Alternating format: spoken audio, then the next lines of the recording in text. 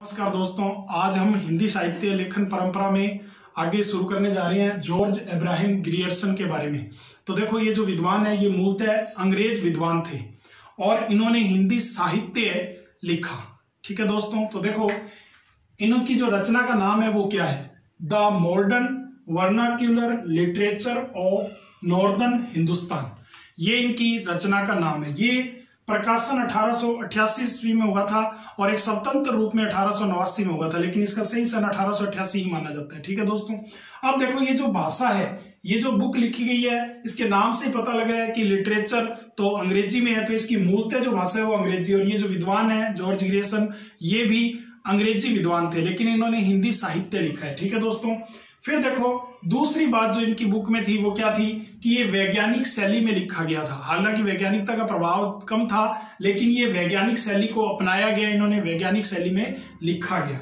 फिर देखो तीसरी जो इंपॉर्टेंट बात है वो क्या है, इसमें कुल कवियों की संख्या कितनी थी? तो इसमें कुल कवियों की संख्या 952 थी। कितनी थी? 952 कुल कवि थे। ठीक है दोस्तों, फिर देखो कि इन्होंने जो कवियों का जीवन काल लिया था, जो लिखा था, वो कवियों के जीवन काल क्रमानुसार स्थान दिया था कवियों को। तो ये भी अपने को याद रखना है कि काल क्रमानुसार स्थान दिया गया था।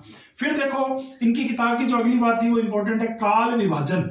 इन्होंने जो काल विभाजन किया था, ये काल विभाजन 12 अध्यायों में किया गया था विभाजित, यानी कि काफी ज्यादा लंबे चैप्टर हो गए थे, इसलिए ये अमान्य भी होगी बाद में। लेकिन आप ये मानो कि 12 अध्याय, प्रश्न हमसे ये पूछा जाएगा कि इनका जो काल विभाजन है वो कितने अध्यायों में विभाजित किया गया, तो 12 अध्यायों में विभाजित किया गया।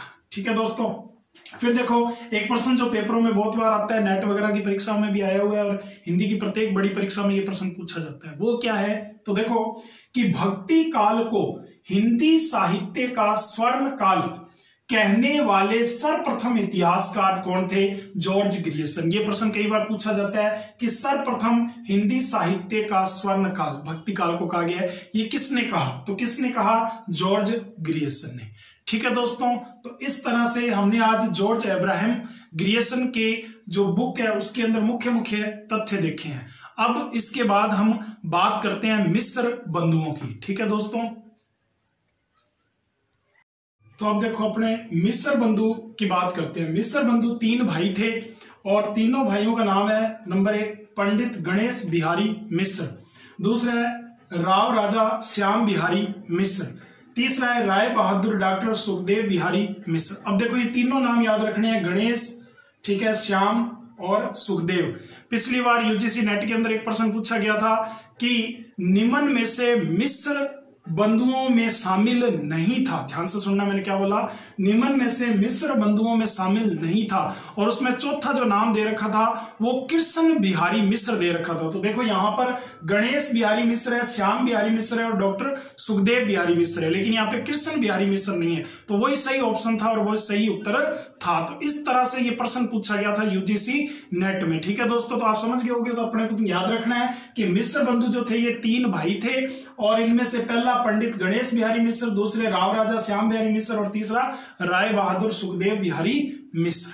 ठीक है दोस्तों, तो आगे बढ़े हम अपने। प्रश्न क्लियर हो गया होगा दिमाग में किस तरह से प्रश्न आते हैं। फिर देखो कि मिस्र बंधु जो था, मिस्र बंधु जो थे, तीनों भाइयों ने मिलकर एक किताब लिखी, मिस्र बंधु विनोद। इनकी रचना का नाम है मिस्र बंधु विनोद। ये मिस्र बंधु विनोद जो है ये पुस्तक 4 भागों में लिखी गई। कितने भागों में लिखी गई? 4 भागों में। अब इसमें देखो कि प्रथम, द्वितीय और तृतीय भाग जो है ये 1913 में आ गए थे। प्रथम, द्वितीय और तृतीय भाग 1913 में आ गए। पहला प्रश्न क्लियर रखना, 1913 में 3 भाग आए एक साथ। फिर जो चौथा भाग है, ये चौथा भाग जो चतुर्थ भाग है ये 1934 में आया। ठीक है दोस्तों, कई किताबों में ये गलत सन लिखा हुआ है तो टेंशन नहीं लेनी, 1934 ही बिल्कुल सही है, चतुर्थ भाग। अब देखो इसके बाद इस किताब के अंदर जो इस रचना थी, इनकी जो रचना वो काफी बड़ी रचना थी, लगभग 2250 पृष्ठों की ये रचना थी। इसके अंदर काफी कुछ सम्मिलित किया गया था। तो देखो कि इसके अंदर क्या क्या था मुख्य विशेषताएं। नंबर 1, सबसे पहले लगभग 5000 कवियों को स्थान दिया गया। लगभग कितने कवियों को स्थान दिया गया? 5000 कवियों को स्थान दिया गया। दूसरा, अनेक अज्ञात कवियों को इसमें स्थान दिया गया। अज्ञात थे, ज्यादा जानकारी नहीं थी, तो भी उनका ज्ञान दिया गया। फिर देखो कि इसमें प्रमुख कवियों का विवरण जो था वो विस्तार पूर्वक दिया गया। प्रमुख कवियों का जो विवरण था वो विस्तार पूर्वक दिया गया। ठीक है, फिर देखो काल विभाजन जो है 8 कालखंडों में किया गया। अब अपने इसके ऊपर जो काल विभाजन है इसके ऊपर चर्चा करते हैं कि इन्होंने काल विभाजन को क्या क्या नाम दिए और कैसे कैसे हम कालखंडों को पढ़ते हैं। ठीक है दोस्तों, तो देखते हैं। हाँ जी, तो अब हम देखते हैं आगे मिस्र बंधु विनोद में जो काल विभाजन किया गया वो किस तरह से है। तो देखो कि संपूर्ण हिंदी को इन्होंने 8 कालखंडों में बांटा है, लेकिन उसमें से 5 प्रमुख है, फिर उसके उप विभाजन किए गए हैं। तो अपने पहले प्रमुख को देख लेते हैं, उसी से पता लग जाएगा। तो देखो आरंभिक काल है वो 700 विक्रम संवत से 1444 विक्रम संवत तक माना गया है। ठीक है, 700 से 1444 विक्रम संवत। फिर माध्यमिक काल है 1445 विक्रम संवत से 1680 विक्रम संवत तक है। फिर उसके बाद अलंकृत काल है 1681 विक्रम संवत से 1889 विक्रम संवत तक है। फिर परिवर्तन काल है 1890 विक्रम संवत से 1925 विक्रम संवत तक है। फिर वर्तमान काल जो है वो 1926 से विक्रम संवत अब तक है। अब देखो इस तरह से 700 से 1444 विक्रम संवत जो बांटा गया, इसके बाद इस कालखंड के उप विभाजन भी किए गए और इन उप विभाजन में इन्होंने जैसे नाम दिए पूर्व आरंभिक काल। ठीक है, पूर्व आरंभिक काल दे दिया और फिर एक उत्तर आरंभिक काल कर दिया। इस तरह से उप विभाजन करके इन्होंने 8 कालखंडों में इसको बांट दिया। ठीक है दोस्तों, इसी तरह से माध्यमिक काल के अंदर इन्होंने इसको पूर्व माध्यमिक काल और प्रौढ़ माध्यमिक काल कह दिया। ठीक है दोस्तों, इस तरह से इन्होंने इसको बांट दिया और ये काल जो विभाजन था, मिस्र बंधुओं का जो काल विभाजन था, ये ग्रियर्सन की अपेक्षा विकसित था।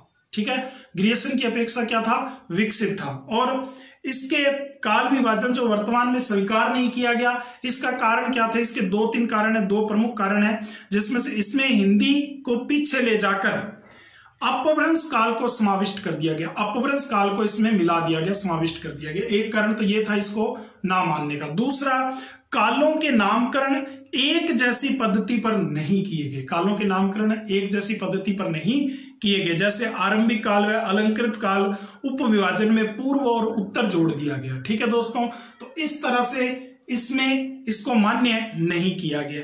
और एक लास्ट बात इंपॉर्टेंट, मिस्र बंधु विनोद के बारे में आचार्य रामचंद्र शुक्ल क्या कहते हैं वो भी अपने को पता होना चाहिए। आचार्य रामचंद्र शुक्ल जो है वो हिंदी में बहुत बड़े विद्वान है, आपको पता ही है। अपने इनके बारे में अलग से पढ़ेंगे, काल विभाजन इनका चर्चा करेंगे। सर्वमान्य है ज्यादातर काल विभाजन वही आचार्य रामचंद्र शुक्ल वाला। तो ये मिस्र बंधु विनोद के बारे में क्या कहते हैं, तो इन्होंने मिस्र बंधु विनोद जो पुस्तक है उसको बड़ा भारी कविवृत संग्रह बोला है। बड़ा भारी कविवृत संग्रह, ये अपने को याद रखना, बड़ा भारी कविवृत संग्रह बोला है। लिखना चाहो तो लिख लेना, बड़ा भारी कविवृत संग्रह। ये कहा है आचार्य रामचंद्र शुक्ल ने मिस्र बंधुओं के बारे में, मिस्र बंधु विनोद के बारे में। और मिस्र बंधु जो खुद थे भाई, इनको इन्होंने परिश्रमी संकलन करता बोला है, क्योंकि इतना बड़ा काव्य लिखा 2250 पृष्ठों का, तो इसके बारे में सारी बातें हो गई है। ठीक है, इसके बाद हम अगले टॉपिक में आचार्य रामचंद्र शुक्ल पर चर्चा करेंगे और आचार्य रामचंद्र शुक्ल के बारे में पूरे विस्तृत रूप से काल विभाजन वगैरह पढ़ेंगे। ठीक है दोस्तों, लेखन परंपरा इसी तरह से चलती रहेगी, तो आप हमसे जुड़े रहें। नमस्कार दोस्तों।